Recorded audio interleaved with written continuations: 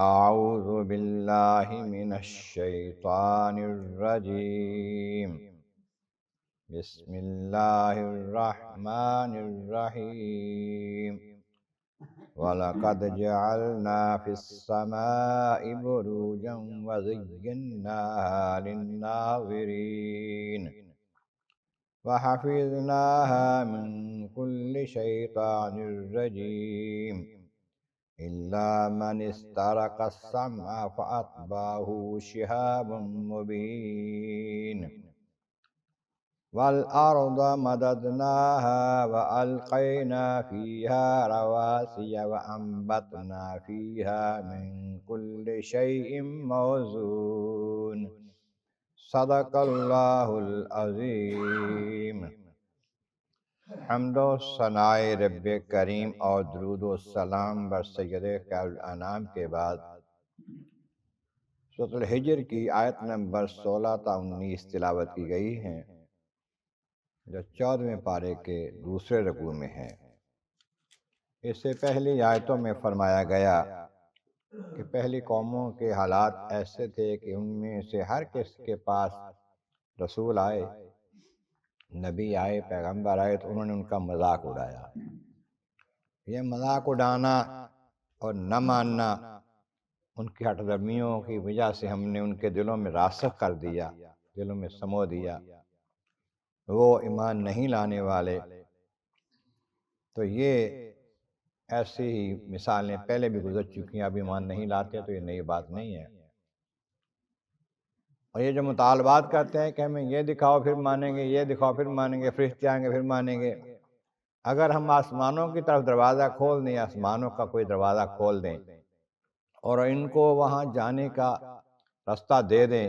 سیڑھی ان کو لگا دیں، چلو آسمان پہ چلے جاؤ، جا کے فرشتوں سے بھی مل لو، پھر دیکھ لیں، پھر بھی نہ مانیں گے، کہیں گے کہ یہ تو کوئی عجیب بات ہے، ایسا ہوتا نہیں ہے، حقیقت یہ نہیں ہے جو ہم دیکھ رہے ہیں، یہ ہماری آنکھوں پر جادو ہو گیا ہے، ہمیں جادو کر دیا گیا ہے، اس وجہ سے ہم یہ دیکھ رہے ہیں کہ ہم آسمانوں پہ چڑھ گئے ہیں، ظاہر دیکھ کر بھی نہیں ماننے والے ہیں۔ تو اب فرمایا کہ اللہ تعالیٰ کی قدرت کی نشانیاں تو بے شمار ہیں، ان میں سے یہ بھی ہے کہ اور تحقیق جعلنا فی السماء بروجا، ہم نے آسمانوں میں برج بنائے، بڑے بڑے ستارے۔ تو اس کے مختلف تفسیریں ہیں، اس میں ایک یہ ہے کہ سیارہ گان جو ہیں، ان کی جو منزلیں ہیں وہ برج ہیں، جن میں حمل ہے، ثور ہے، جوزہ ہے، سرطان ہے، اسد ہے، سنبلہ، میزان، عقرب، قوس، اس طرح جدی، یہ برج مقرر علماء اکرام نے ان کی تحقیق لکھی ہوئی ہے۔ تو یہ فرمایا برج بنائے ہم نے آسمان میں، اور ان برجوں کو اور ستاروں کو لوگوں کے لیے، دیکھنے والوں کے لیے زینت بنایا، سجایا، آسمان کو سجایا ستاروں کے ساتھ، اور پھر ان کے ساتھ آسمانوں کی حفاظت بھی کرتے ہیں، حفاظت کا ایک سامان بنایا ہے ان کو، ستاروں کو، سیاروں کو، شیطانوں سے بچانے کے لیے، مردودوں سے بچانے کے لیے۔ اس کی تفسیر میں آتا ہے کہ یہ بعض شیطان جنات جو ہیں، ان کا کام تھا آسمانوں پہ چلے جاتے، جو وہاں سے حکم نازل ہوتے، فرشتوں کو پیغام ملتے دنیا کے معاملات کے حوالے سے، وہ سن لیتے، وہ آ کے کاہنوں کو بتاتے، جو پھالیں وغیرہ نکالتے ہیں نا، پھال نکال کے لوگوں کو بتاتے ہیں یا ان کو بتاتے ہیں، تو وہ آ کے ان کو بتا دیتے، وہ کئی اور جھوٹ جو ہیں وہ سچ میں ملا کے لوگوں کو بتاتے، ایک بات سچی جو ہو جاتی تو لوگ کہتے یہ بہت پہنچا ہوا ہے۔ اس طرح سے یہ نظام چل رہا تھا ان کا۔ جب نبی کریم علیہ السلام تشریف لائے دنیا میں، رحمت عالمین صلی اللہ علیہ وسلم، تو ان شیطانوں کا آسمانوں پہ داخلہ بند ہو گیا۔ جب داخلہ بند ہو گیا کہ یہ اب نہ سنیں نہ لائیں باتیں،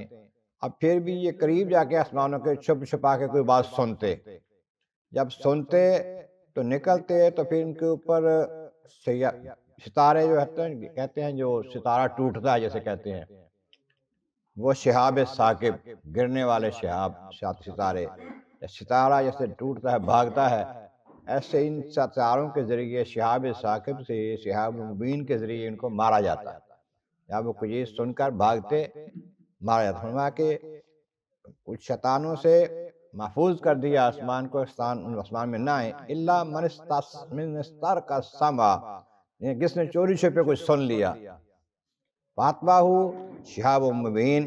اسے پیچھے پڑتا ہے پھر روشن شعلہ جو اس کو مارتا ہے، اس کو بھگاتا ہے، اس کے پیچھے پڑتا ہے شعلے، یہ کہتے ہیں ستارہ ٹوٹنا،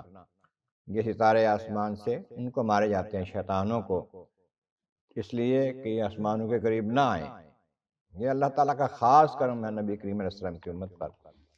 تو اس کے آگے مزید شان بیان کی، قدرت کی اگلی آیتوں میں آئیں گے انشاءاللہ تعالیٰ۔